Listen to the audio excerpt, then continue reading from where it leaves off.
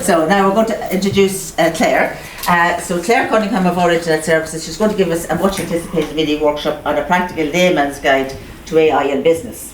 We all need, some of you mightn't be as layman as me, but I'm a very laywoman or layman. Claire's highly experienced as a digital strategist, trainer and mentor who has been supporting SMEs across Ireland since 1996. Are you that old? Yeah. Thanks. Claire is always worried about security, and she's right. This morning I was giving her sticks to put into her machine. For to put up. A USB, to be clear.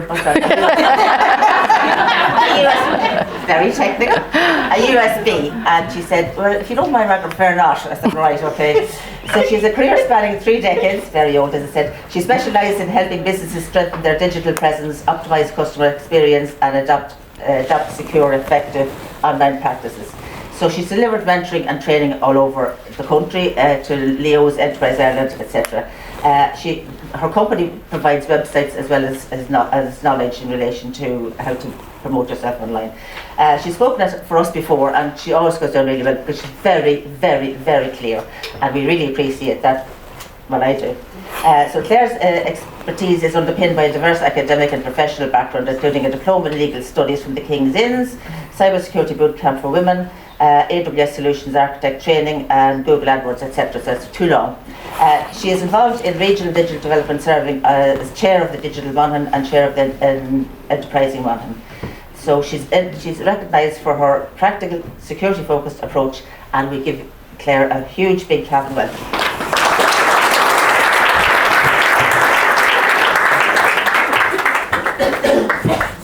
Thank you very much, Margaret. Thanks very much. They were wonderful talks beforehand, so it's great to listen to other people and what they've been doing. So it's fabulous from that perspective. And I have glasses, which I did forget to put on, which doesn't help. Sorry. So I suppose basically Margaret asked me to talk on AI, and a couple of years ago I talked on cybersecurity here. And the funny thing is, nothing's working for me, so that's just typical of technology. Something has to look at that data, put it in diary benches. The 10th of June is the next event. Okay, grand. I have something working, so it'll just take me a second because I can't see my mouse. It has disappeared. And listen, thanks very much, and thanks very much, Margaret, for asking me over today. 2 years ago, I did a talk here on cybersecurity, and then Margaret phoned me a couple of weeks ago and said, "What I do talk on AI?" And I said, "Oh, I don't know, Margaret." And she says, "Ah, no." She says, "Do." And I said, "Okay." Well, I'm thinking to myself, you know what? I'm going to do AI to do the talk. I said, if I'm cute enough and I'm clever enough, sure, what I should be doing is not making up the slides. I go to AI, I ask AI to generate the slides, and I present them to Margaret. And 2 years ago, when Margaret asked me for my bio, it took me about 3 weeks to get the bio. This year, it took me 5 minutes. Yeah. I took my bio from 3 weeks ago, or 3 years ago. I popped it into ChatGPT and I said, "Listen, write a popular bio or a positive bio." I sent it over to Margaret, and she couldn't believe I had it to her in 5 minutes. And a photograph. Yes, as a photograph too. So what I did today is, I mean, this is very informal, and really, I mean, when Margaret asked me to do this, I went down so many rabbit holes, if I'm honest, because there's thousands of AI tools out there. And I had to act like an AI model. I had to take the information and I had to test it and regenerate it. So I am your talking AI for today. So I asked ChatGPT to do the presentation for me. And this is the first slide it said. So here's what we're going to cover today. I'm going to demystify what AI is for you. And then I'm going to introduce ChatGPT, and then we're going to explore practical ways of using AI for your business. And finally, I'm going to give you some easy steps to get started and resources to support your journey. And I'm now pausing for engagement. And I thought, you know what? When I went back through it, and I've done training here since 1997 in Cavan with Cavan, Leo and stuff. And when I went back through it, that's exactly what I do. You know, AI just summarised it. It was like it had sucked it in my brain. Now, the pause for engagement, I wouldn't do that, to be quite honest with you, because we don't have time. But sometimes I have done it in the past. And I was just saying how accurate it was in terms of reflecting how I would normally do training. And the speed at which it did it was brilliant. That was the fast part. The rest of it. Are you going to ask how many people in the room have embraced any of this yet? Well, as AI, yes. How many people have embraced AI? Oh wow! Oh wow! Gosh, that is a lot. A lot more than people who had embraced cybersecurity, I can tell you, 2 years ago. So So, can I just tell you, you need to be embracing cybersecurity, possibly slightly more than AI. One of the things I just wanted to explain is every time, and we've been at this since 1996, next year we'll be 30 years generating websites and stuff, but every couple of years phrases come out, and I'm going, please try and remember what the phrase is, because if somebody asks you, you're not going to remember. So I wrote it down. So what you hear an awful lot of is generative AI.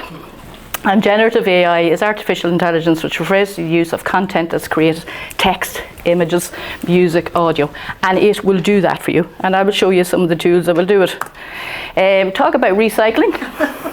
I showed you this as a cybersecurity image 2 years ago.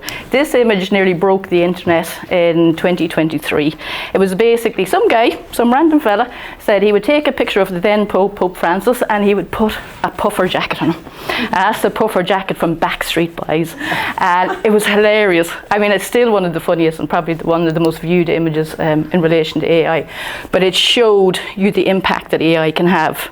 Now, AI has been around from probably 1950s, 1970s, but really that image brought it to all our attention back in 2023, and that's 3 years ago. And people have been saying to me about AI, and is AI going to impact on your business, and is all the people going to do their own websites, and are people going to do the X, Y, and Z? Yes, probably, but that was always the case in different ways and formats.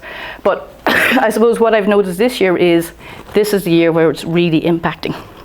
I kind of crept in over the last 2 years, and we have been using it.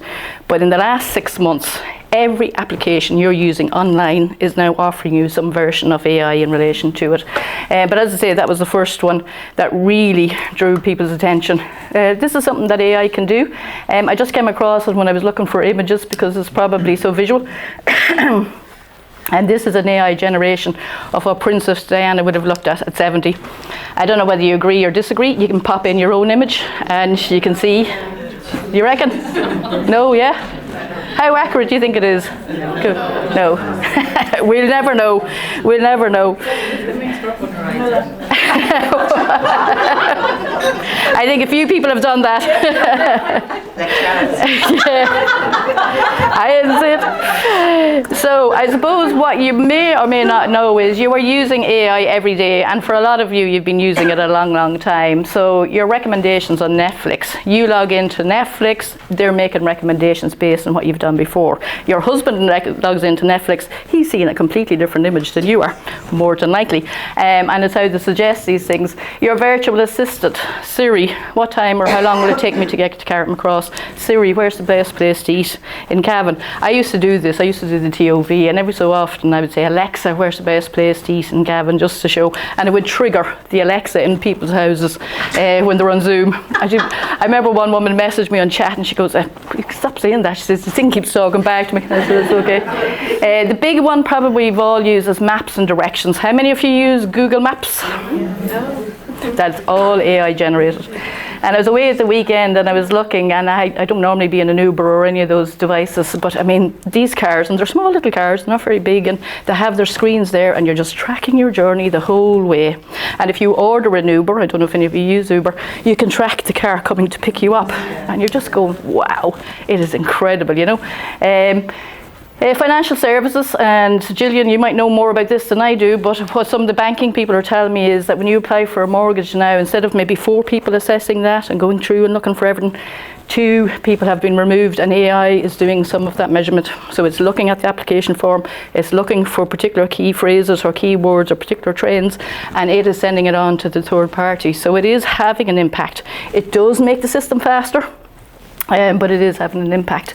Your email spam filters, and just to reiterate, email is still one of the oldest technologies on the internet, and it's still the one that we all pretty much use every day. How many of you use email every day? Yeah, okay. Yeah, I didn't tell me. I know, no, once a day, Margaret. Shopping, and the minister has said obviously that conference is coming up and it'll be quite interesting. Amazon, eBay, all of those companies, Meta, they're all using AI and they're using it every day. And then obviously your social media feeds, what you get suggested versus what I get suggested is based on your behaviour and the interaction of AI. But that's fine for big companies. I suppose, how can you use AI? And this is very, very standard sort of stuff. So your customer responses, your automated responses in relation to it. And what you have to be doing from an AI perspective, from what I've learned over my many hours of research over the last weeks, is you need to have a purpose. You need it to save you either time or you need it to make you money. So if you look at what you're doing and what's taking time in your life, what is a repetitive task that you have, you need to be looking at AI to replace that. So your automated responses, the chatbots, we've all used the chatbots, social media posts. How many of you have used AI to generate your social media post? Good few. Don't be doing that, Margaret. Okay, these have to be general. So AI posts is a massive one. Brainstorming ideas, you can talk to ChatGPT, you can talk to Gemini, you can talk to Siri, you can talk to any of those devices and you can say, listen, what should I do with the kids today? They will come back with responses to you faster than anything else. Do the babysit? Yeah, no, it won't babysit. And you can't replace your husbands with AI. Or you could try.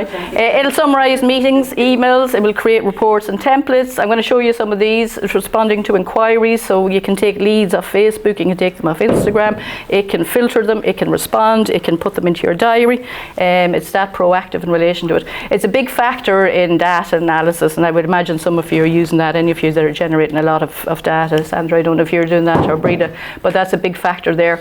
And the other one is, and this is a big one, and this is a huge one for HR people and for people who are doing tenders, it's generating tenders, it's generating CVs, it's generating bios. But the good news is it's really positive. I was saying this to somebody the other day about having sent my bio to Margaret, and I looked at it, I actually didn't recognise myself in the bio. I was so impressed with myself. I said, wow, geez, I am a great person. So it will do all of that for you. But if you're on the recipient end, so if you're advertising a job and you're getting CVs in, how are you going to distinguish? That's going to be your challenge, but there's tools there to do it.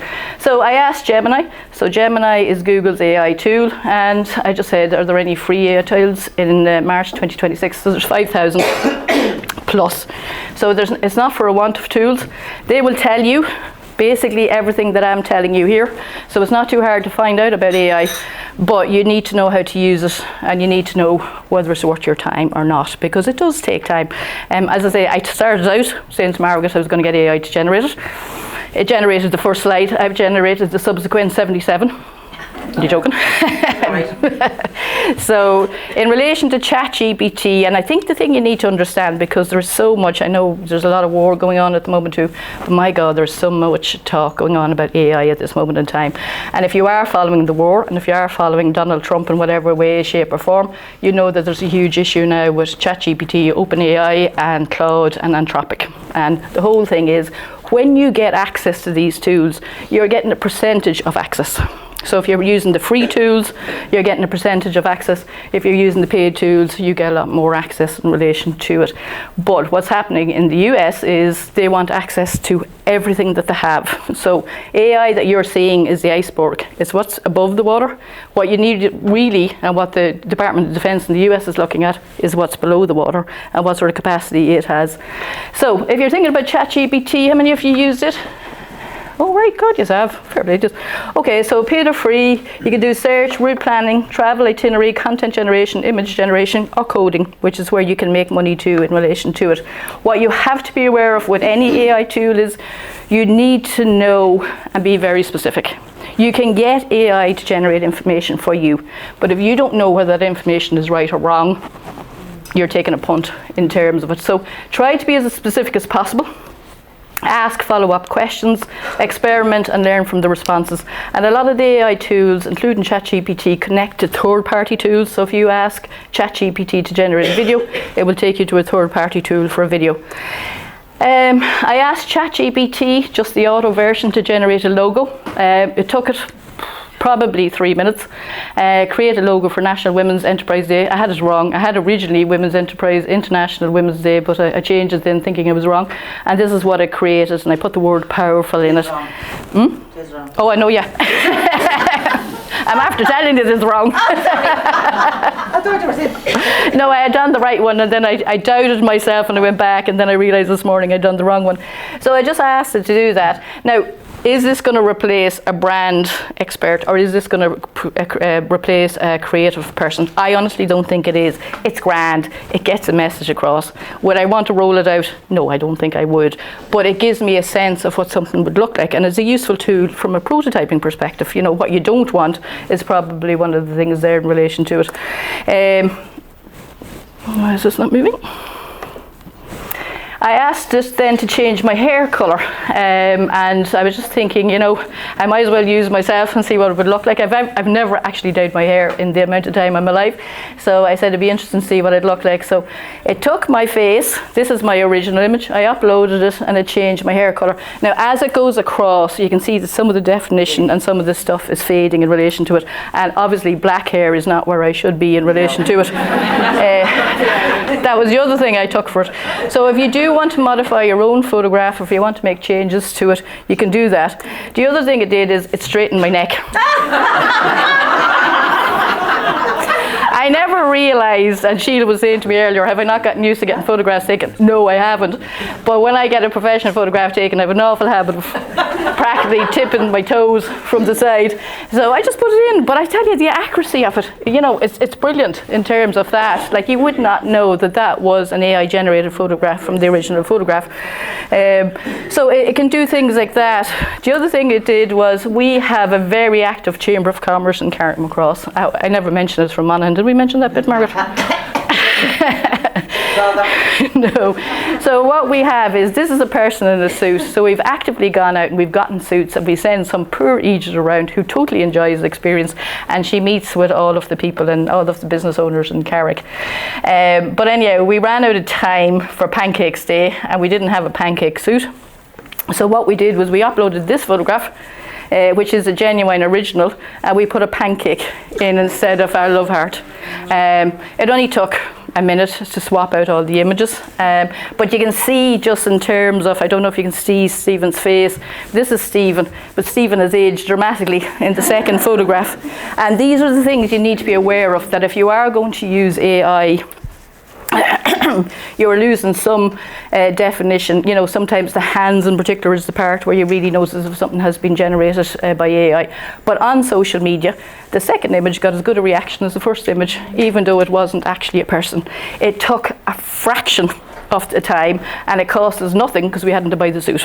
So, you know, that's the sort of thing you need to be aware of. And that's what you have to, and like, I know it's a sort of, I can't really tell you how to use it in your business. I can only point you in the direction, because you know yourselves, you know, you need to be looking at where it's going to save you time or money, or where it's going to make you money. So just use these examples as that. So then I looked at something else, and I was there going, well, if I was running a small company and I had to do deliveries, how would AI help me do that? So I just added to create a delivery route from Carrick across to Cavan to include all villages and towns with a population over 1,000 people. Now, by the time I would sit down, or you would sit down, and you would map out that route, I assume it would take 2, 3, 4 hours. It took it roughly about 2 minutes to do this, and you know, what it's doing is it's sucking information from other websites like Wikipedia in this stage. It's taking the information that is there, so Carrick Cross is 5,700, King's Court, Cavan, and it's suggesting to me a delivery route that I should go. And that would save you a huge amount of time, particularly if you're spending time trying to figure out ways of transporting stuff or getting stuff delivered. I then asked it to include ones that had a grocery store, and it kindly told me that it was thinking, which is great. It does respond. I had this will tell you how sad I am. I had an argument with the Google bot on an ad one day, and at the end of it, I couldn't get through to a human, because if you're on these things, and if you say, I want to talk to a human, normally they'll put you through to a human, but it wouldn't put me through to a human. So I got so frustrated, and I said, this is a dreadful service. And it came back to me saying, recognising the client is frustrated. I was there going, I can tell you that call didn't answer too well. So it will respond to you, and it's responding to you based on the phraseology and the words that you were using. So that day was frustrated, today it's just thinking. And then what it did was it started going through the various shops and stuff that we might use on Musgrave Centre site. Because what was happening is, I didn't show you all the screens because it takes too long, is it was looking at information. It was there going, no, that information isn't right. Let's go back to a source that's much more reliable. So we'll go back to Musgrave's website, or we'll go back to SuperValue's website. So it's trying to be as accurate as possible, and it's trying not to depend on older data.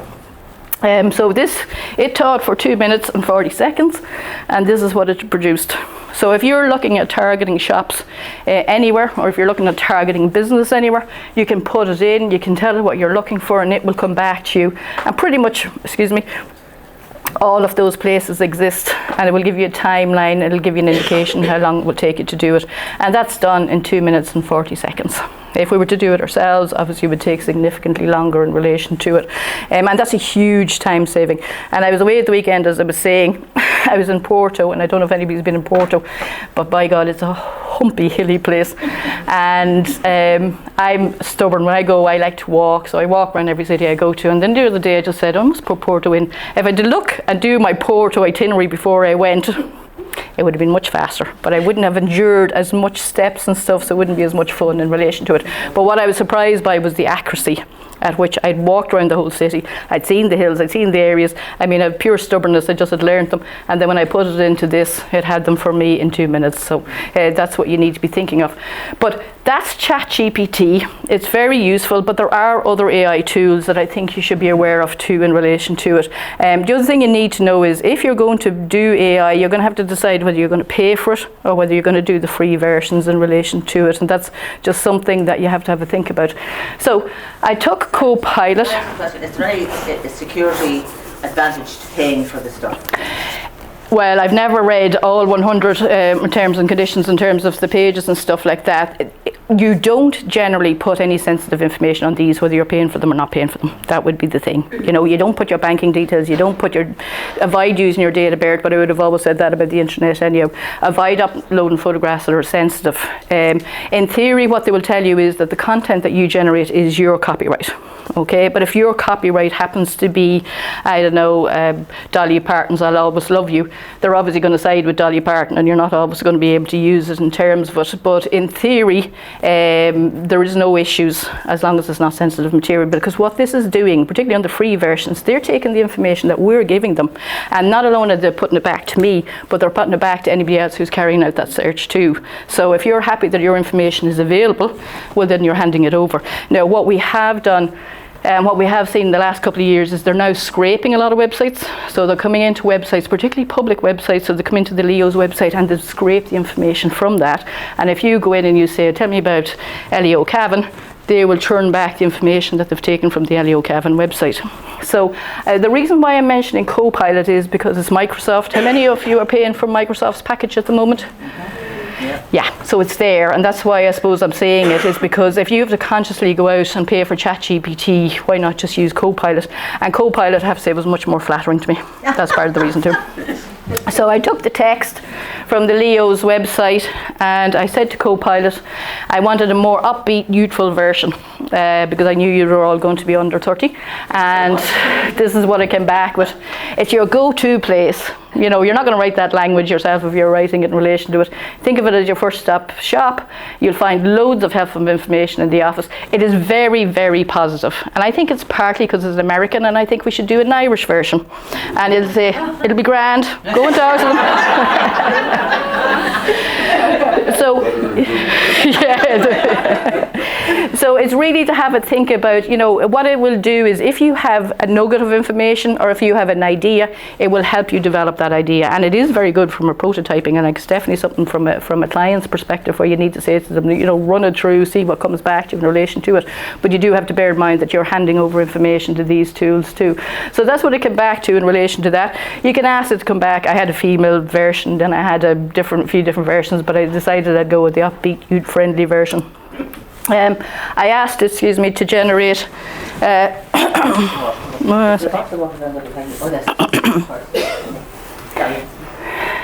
oh, thanks a million. So I asked it to generate then an infographic which I could use on social media. So I just give it the steps. I said, give me the steps in developing a website. These are roughly what I want, and this is the infographic that it developed. Again, that took roughly about a minute. So all you do is you input it into, and this is using Copilot, and you all have access to Copilot. If I could find my mouse, I'd show it you, but I'm conscious of time too. But if you go into Copilot, if you go into Edge on your browser, I'm just going to do escape, and that's easier. I'm going to have to escape it, yeah. So if you go into Copilot, or if you go into Edge, Copilot is there automatically in the top corner. And if you just type into it, we're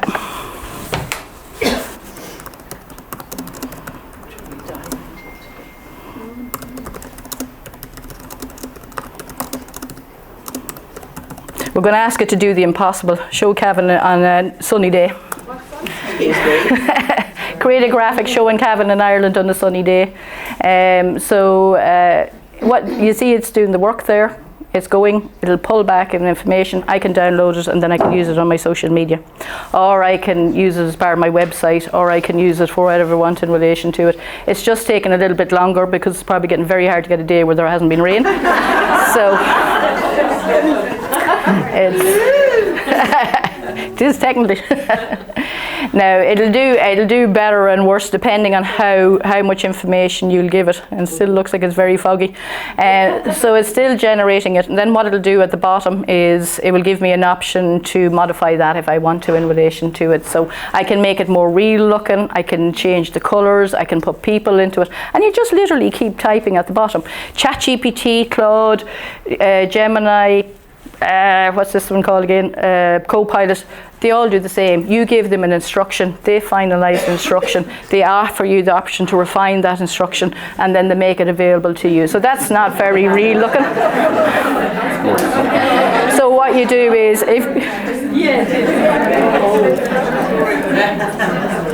that's not Cavan. No, that's the thing. So I said a graphic. So you then have to be more specific. Maybe create a photograph of fishing in Cavan. And it'll go back. In relation to copyright, with those. Yes, they're fine. Anybody can use them. Yeah, they're grand. But if you're going to, as I say, put up your content, you just have to be careful in relation to other people having access to it too. It's back to the old social media. When you put content on social media, who owns it at the end of the day, you know? And it's a fine old line in terms of that. But you can keep telling it things. You can keep asking it to write stuff for you. You can get it to generate a tender. You can ask it to write a summary of what Sandra does, which I think we all need after today. But we have a much better understanding. So it's very simple to use, and you can download it then in terms of access. So, and that can be used in your social media, and you can tell it to be a particular size, a particular shape, and that's the big thing in relation to it. I'm just going to come back to, yeah. Can you upload like a form, like a tender form or something, and ask it to complete it based on other stuff you have? Yeah, you could. Yeah, you can ask it anything. I mean, that's the beauty. How well it does it is the other thing. Yeah. And that's the bit where you have to be careful. You know, that's the bit where you have to know what you're talking about. I mean, I've gotten it to generate some legal stuff for me. And I know talking to some solicitors and stuff, they would say it's not very accurate. But if you're asking very bare minimal, it's like Google Translate. If you're asking very specific questions with very definite elements to it, it's pretty good in terms of what it will generate. Hi, Kasia. Doesn't Google penalize the websites and blog posts or just websites containing an AI generated? Yeah, I think you may assume at this stage that it does, to be quite honest, because what's happening is you're like in a little bit of a whirlpool. The same information is going round and round. It loves, and the key about social media, search engine optimization, sorry, not social media, but search engine optimization, Google always loved native content. They always loved original content. And that's why the likes of a photograph or a video from here will be so good, because it hasn't been artificially generated. It is new raw content that they can use going forward in relation to what does a woman in Cavan look like. You know, it'll go through, it'll look for those images and it'll extract profile information from that. So if you're regurgitating something that AI has generated, you are going to not benefit from it. Yeah. So what would be best practices, for example, for website creation, wording or blog posts? Yes. Well, what I would suggest to you is one of two things. Either you have initial core content or bullet points that you want, and you put it in and you get it to write that article around it, okay? Or you get it to write the article around it and then you modify it considerably. Like if you're not modifying content, you know, if you're not generating naturalized content, there's no reason for the search engines to pick up on you, because they can pick it up on 400 other websites. But if you've said, listen, I'm Kasia, I've been at this since 2010 in Cavan, and this is where I live and this is where my inspiration is, that's all new raw content for the search engines. But if you're putting it in here and say, tell me a paragraph about Cavan, all 60 of us could be doing that, and it's the same information over and over, you know. Something else then you will all have come across, and these are the bane of my existence. I also had an argument with Revolut Spot. I seem to be having arguments with a lot of bots. So this is Oscar. This is the bot that Ann Post has. And basically what the bots do, and this is where you should be using them. The bot should be answering those repetitive questions. What's your opening times? When are your delivery dates? Are you open on the bank holiday Monday? You know, you should be using the bots not to frustrate your customers, but to help your customers. So if you've issued an invoice through an e-commerce website and I'm coming on and I can type in my invoice number and it pulls it out of the website and says, yeah, that's been processed, you're going to have it in 2 days, you're answering my question and you're saving yourself time. But if you're frustrating people by just constantly, you know, how do you upgrade, ask a question. And I've gone through the Zoom virtual assistant, and you'll find with multinationals, they will keep putting you through bots. It's like the telephone systems, dial 1, dial 7, dial back to 1, talk to yourself for half an hour. You know, you need to use them wisely. And you need to use them in conjunction with what you're already doing. And like Breda mentioned about services there, you're not going to replace the Bredas of this world. And if you do replace the Bredas of this world, it's because she's turned into a multinational and she doesn't want to talk to us anymore. But as it is, as small businesses, we need, and the advantage we have over multinationals is that we can harness AI, but we can also have the service there in relation to it. So you answer the questions that keep asking repetitively, but then you come online as a human and you answer those other questions that will engage your customers more in terms of it. The last one is the ad bot. I didn't finish, I was going to show you the rest of the conversation, but it just degenerated into an argument between me and him, or it I should say in terms of it. But they are very effective, and people do think they're getting a response. One of the other things then I did, because video is a huge thing and it takes a huge resource in terms of generating time. So I said, and I was going to send a video then, Margaret, I decided, instead of doing an AI presentation, I said, you know what, why don't I just generate a video and send that over instead? I don't know if you can hear it. Where's the speakers? Oh. There's captions there. Yeah, so basically what this, no, I think it's good. There are probably no speakers on it. So what this is, I went on to CapCut. Some of you might know CapCut. I know the Leos did a number of courses in relation to it. So I asked it to generate a video for me about AI. It took it probably 10 or 15 minutes, and this is the video that it generated. And I tell you what I'll do is I'll just go out to CapCut because it's easier for you to see it.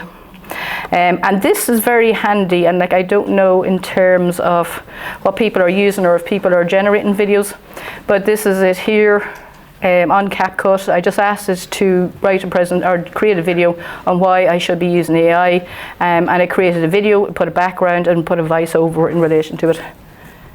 But do you know what CapCut is? It's video editing. It's basically for creating, yeah, you can download it onto your phone or you can do it online. So there is a voiceover, and if I had wanted to, I could have uploaded my voice. I could have either spoken or it could have mimicked my voice, which I think is the real freaky bit about AI, if I'm honest.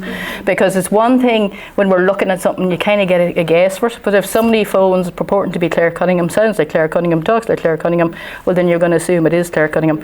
But it could be an AI tool that has just captured my voice and used it, and who wouldn't want to? So that's, I did this one, but you're not going to appreciate this one because this is my piece de resistance. This here is just a little piece of video. I might try my sound here. And here's where I'm back to the... Technology is great, isn't it? Oh, did I let you down? Beautiful place in the world. Yeah, you didn't hear the first bit. That was the... Welcome to Cavan Island. Oh, sorry. The most beautiful place in the world. I haven't changed back. Sorry. Welcome to Cavan Island. The most beautiful place in the world. Oh, wait and you see her. She's not from Manning. Welcome to Cavan Island. The most beautiful Sorry. place in the world. She's going to keep talking until I stop her. Island. The most beautiful place in the world. Welcome to Cavan Island. There's the most beautiful place in the world. There's no competition between us, Margaret. Welcome to Cavan Island. The most beautiful place in the world. That was a video. Now it did take it 10 or 15 minutes to generate. The most beautiful place in the world. But if you needed a piece of video that wanted to show something, and that's a very basic video in terms of it. But I mean, it's not bad. She's Irish looking. There's green in the back. There's hills and stuff like that. So if you needed a piece of video for your website, if you needed a promotional video, you could upload the script. I just didn't go around to uploading the script because that's as far as I got in Cavan. But you could have uploaded a script. You could have asked it to do a lot more, and you could create a very nice nice 30-second video or 1-minute video and put it on your website and give people the impression in terms of level of interactivity. That person is AI generated. Yeah. No, she's probably taken, the whole video was... Taken off social media maybe. No, she shouldn't be, but they do scrape, or they would create their own models. Like there's stock files out there, like from years ago, you know yourselves, there's stock, God, I can't think of it, Getty images, all of those ones, and people generate avatars, they generate images which they license to these people or they get paid in relation to it. And then what they can do is they can generate them themselves. They will take the background in terms, now she's not doing very much obviously, she's just standing there telling a story because she hasn't met Monaghan, but it's... I know, that's mean. So it's just the whole potential and like what's happening, and that's your generative AI. You go in, you ask it to do something, you can upload your logo, you can upload your voice, you can upload your own images, and it will generate it in relation to it. Sorry, we see there it's Cling AI, so if you're clued in, you know it's AI generated. Yeah. And that's a great stamp to have. Yes. That's the problem, isn't it? Then it's not. A lot of AI generated images aren't stamped. You see, that's the problem. They're not stamped because the only reason that's stamped is because I wouldn't pay for it. Okay. I've learned. Do you know, and no more than the first image there, you can't tell that's CapCut, maybe at the end. But I mean, I could have sat down and spent a couple of hours writing that video, but I didn't. And that's the whole thing, and that's why you have to be so careful. Is your small business ready for the... Oh, he's still talking? She's talking? Welcome to Cavan. Oh no, she won't go past that. The other thing is, just because some of you use Canva, and I'll finish up fairly shortly, I just generated a logo in Canva. I just asked it to give me a logo for 30 years in business. Again, I don't like a lot of their logos and stuff like that. I think logos is something that you spend a lot of time that you need to generate. But I did like what they did for the social media I asked them to create. So I wanted it to create a social media advertising 30% of all dresses for Mother's Day, and it did the work for me. Yes. Yeah. So most of you use Canva, I presume, yeah. So that's really nice, you know. And then the beauty about this, which it wasn't doing last year, is I can now take that image into Canva, and I can then, I can then edit it. Whereas last year I couldn't edit it, and this is going to be a factor going forward. Do you have access to the source code? What size of the files? All that sort of stuff. But when we're talking digitally, that's perfectly fine. I can put that up on Instagram, and there's my ad done in relation to it. Or I can upload my logo. The other thing, and this is something where you can potentially make money. So a lot of these things are to save you time and resources. But you have the likes of Lovable, and I don't know who the companies are that are going to attend, but I was at the Web Summit in Portugal last year, more by accident and by design, if I'm honest, and it was AI all over the place. I mean, I came away slightly overwhelmed in relation to it, but this is the company that they were touting in terms of the next big thing, and there's any amount of them. But what this AI tool will do is it'll allow you to generate programs or systems. So I asked it to create a program for me that would allow me to compare two pieces of text. Or you can ask it to generate a CRM system for you. Or you can ask it to generate a system that will upload your images, remove all the backgrounds, and put it back down to you at 1,000 pixels. So this is where the real potential, and this is why the Reckon AI is going to make a lot of millionaires and has made a lot of millionaires, because if you have any sort of an idea and you don't necessarily want to go straight out and engage a programmer or an agency to develop this, you can tinker around with this, you can bring it to a certain level, and some of it's quite sophisticated, and you can actually have a system there for use yourself in terms of it. This is generated with the free version, and you know, you can pay in terms of it. I presume all of you have used Zoom. So you might have met Otter, Zoom's friendly device that will summarise the meeting. So I made Breda join a meeting last week, and it summarised it, and we discussed adding AI to websites, with Breda suggesting that we schedule additional meetings to address this. It was a very short meeting and very boring. But it's just, if you are on AI, if you're on Teams, if you're on Zoom, you will see automatically that the AI tool will pop up. And that's up to you whether you want to engage with it and have it, and then if you do have it, it'll translate it, and you'll have it there for your summary points, which is very handy. Nobody has to take notes in terms of it. But you do need to know the limitations, the costs and time and money. That whole presentation, bar the first slide, probably took me, I don't know how long, in terms, but I started out with the good intentions of using ChatGPT to generate it, but at the end of the day you have to know what you're doing in relation to it. And I think probably the easiest things is the text and the images, because they're there and they're very easy to manipulate and you can see the advantage of them straight away, but you do have to understand it. And from a warning perspective, because Margaret knows I'm paranoid, but that's probably a border mentality, I reckon, you have to keep your data private. And this is the one thing, and it's the thing, and we've been in the internet for a long time, but it's the one thing that you own. You own your date of birth, you know, and that's the key thing that you own, if I'm honest in relation to it. Why would you not give your date of birth? Well, because it's used as a security tool on so many official documents, you know, and it's, you know, and we're handing over our biometrics very easily too, our thumbs, our eyeballs, you know, as in prints. We're not physically handing them over, that would be a bit awkward, but you know, you're scanning your eyes, you're giving your thumbprint away. Where is all this data being held? And like I was listening to 23andMe the other day, it was a DNA testing website where you sent your DNA. It went bust. Millions of bits of information sitting out there potentially, or maybe it was killed off, or maybe it was bought. I don't know what happened to it, but it just came up in relation to a podcast about ancestry. Confidential information, bank details, medical details, there's no need. And if you are going to do these things, you know, try to be discreet in the information. And I know I sound paranoid, and that's probably because I am paranoid, but it is no harm to err on the side of caution from a cybersecurity perspective. You know, these companies are massive. AI is held only by a very few companies in America and a very few companies in China.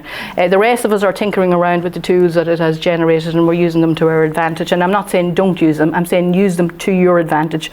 Don't be the meat on the plate. Be the person that is using it, getting the benefit from it. And yes, you do have to give over a certain amount of information in relation to it. The other thing is, be careful about sharing out information. It does make some clangers. AI, like I asked it, I was going to do a video on e-commerce for somebody, and I'm still going to do it because I couldn't be bothered generating it myself, but it mentioned the TOV. Like, the TOV hasn't been around since 2024, so the information is not always accurate and you need to check it. The other thing you need to have a look at is take a moment, and you're asking, coming back to that question about whether it is AI or it isn't AI, it's getting harder and harder to figure it out. Look at hands, look at face details, you know, look at the movement, look at the use of repetitive words. That can always be an indicator, but there are tools, and I've given you a few here and I'll send them on to you. You know, the blurry, the missing elements. Like if you went back to the Pope, I don't know if you noticed, but his chain on this side wasn't visible, so it obviously wasn't the Pope in a suit or in a puffer jacket. So it's those sort of things, but you do have to stop, and we're not always stopping. We're scrolling, we're taking in information very fast. A fellow was telling me yesterday 2,500 times we touch our phone in a day. And if you're very attached to it, it's 10,000. So bear that in mind. So you're taking in a massive amount of information all the time. And some of it we just take automatically and we don't pass any remarks. And I think the Iran war, whatever it is now, it's going to generate some serious images too. So anything is possible. I took, what do you call him? I can't remember his full name. I was very long-winded. I'd hate that in the form. So I took this video. I just got it off Google and I stripped him. And it did strip him down. Yes, I didn't put it up because I didn't want to offend anybody. And I put him in a prison jumpsuit.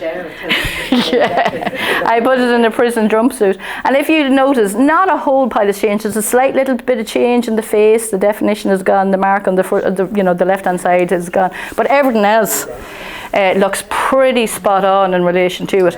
And you know, that's why in terms of, and I was going to look at Grok or whatever you call him, but Elon Musk drives me nuts. I just don't agree with anything he does, so I didn't bother. But you know, it was in the news in terms of what it was doing in terms of sexualizing images.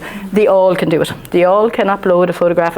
You can take his head and put it on my body, or take my body and put it on somebody else, you know, and it can do that. But what we have to be is, we have to understand from our own perspective how to differentiate and use it to your benefit, but differentiate. And it's probably not us, because some of us are here longer than we should be, and I mean, and work maybe, you know, but when you look at anybody under 20 or anybody under 15 or anybody under 25, that's where the real danger is, you know. And I think the quicker a social media ban comes in, the better. So what I've done is, these are some of the tools. Happy to share them out with you. But as I say, there are many of them out there. These are some of the tools to check whether the text or the image has been AI generated. It's reasonably accurate. I know they're having awful problems in the universities and that. I know a couple of years ago when I was in that last course, we were using Turnitin to check whether my stuff was copyrighted but it wasn't checking for AI at the time, it was only checking for copyright in terms of it. So there's some of the tools. And then, have you any questions for ChatGPT, Copilot, DeepSeek, or if you're really stuck, I'll answer them. Yeah. Have you heard of Fixer? I think I did, but is it? It got recommended during the week by someone else. Okay. For kind of similar to what the likes of Zoom and Teams do in terms of summarising meeting notes, but it'll also pull your email. Yes. And auto-generate responses and things like that. Yeah, yeah. You see, AI is operating on 2 levels. It's operating on the sort of. I can't remember the word. I had a slide and I took it out because I said I was going to forget and I did forget it. But it's operating on the level where you just generate the text and it puts it in and you send it. Fixer, what that's doing is agentic, that's what it is. What it's doing is it's actually involved in a whole workflow process. So you want it to do something for you. You want it to take your minutes, you want it to summarise the key points, and then you want it to take an action. And that's where the real saving and benefit to AI is, in terms of it. But like that, just check, what's involved, and do scan down through the copyright and do scan down through the ownership and stuff, because these things, they're very fluid, Right, I won't take any more questions, Okay, sorry, yeah. a minute. Thank you so much. No bother. It was very, very informative. Oh, you want your last slide? Oh, there's your fisherman. Don't say it didn't generate a fisherman in Cavan.